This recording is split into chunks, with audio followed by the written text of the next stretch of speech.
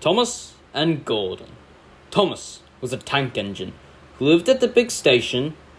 He had 6 small wheels, a short stumpy funnel, a short stumpy boiler, and a short stumpy dome.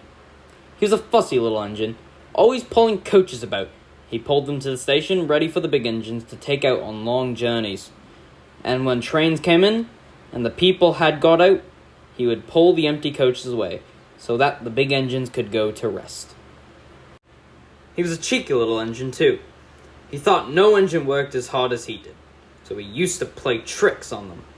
He liked best of all to come quietly beside a big engine dozing on a siding and make him jump. "Wake up, lazy bones," he would whistle. "Why don't you work hard like me?" Then he would laugh rudely and run away to find some more coaches. One day, Gordon was resting on a siding. He was very tired. The big express he always pulled had been late, and he had to run it as fast as he could to make up for lost time. He was always just going to sleep when Thomas came up in his cheeky way. "Wake up, lazy bones," he whistled. Do some hard work for a change. You can't catch me." And he ran off laughing. Instead of going to sleep again, Gordon thought how he could pay Thomas out. One morning, Thomas wouldn't wake up. His driver and fireman couldn't make him start. His fire went out and there was not enough steam. It was nearly time for the express. The people were waiting, but the coaches weren't ready. At last, Thomas started. "Oh dear! Oh dear!" he yawned. "Come on," said the coaches. "Hurry up." Thomas gave them a rude bump and started for the station.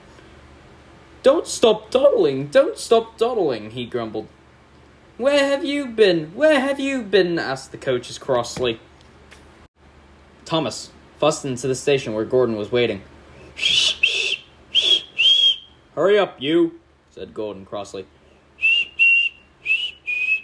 "Hurry yourself," said cheeky Thomas. "Yes," said Gordon, "I will." And almost before the coaches had stopped moving, Gordon came out of his siding and was coupled up to the train. He whistled, "Get in quickly, please." So people got in quickly, and the signal went down. The clock struck the hour. The guard waved his green flag, and Gordon was ready to start. Thomas usually pushed behind the big trains to help them start, but he was always uncoupled first, so that, when the train was running nicely, he could stop and go back. This time he was late, and Gordon started so quickly that they forgot to uncouple Thomas. "Shh," said Gordon. "Shh," whistled Thomas. Come on, puffed Gordon to the coaches. Pull harder, puffed Thomas to Gordon. The heavy train slowly began to move out of the station. The train went faster and faster, too fast for Thomas. He wanted to stop, but he couldn't. "Shh, stop, he whistled. Hurry, laughed Gordon in front. You can't get away, laughed the coaches. Poor Thomas was going faster than he had ever gone before. He was out of breath and his wheels hurt him, but he had to go on. I shall never be the same again, he thought sadly.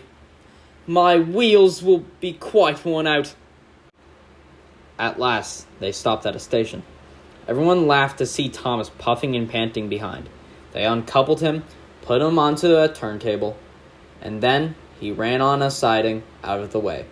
Well, little Thomas, chuckled Gordon as he passed, now you know what hard work means, don't you?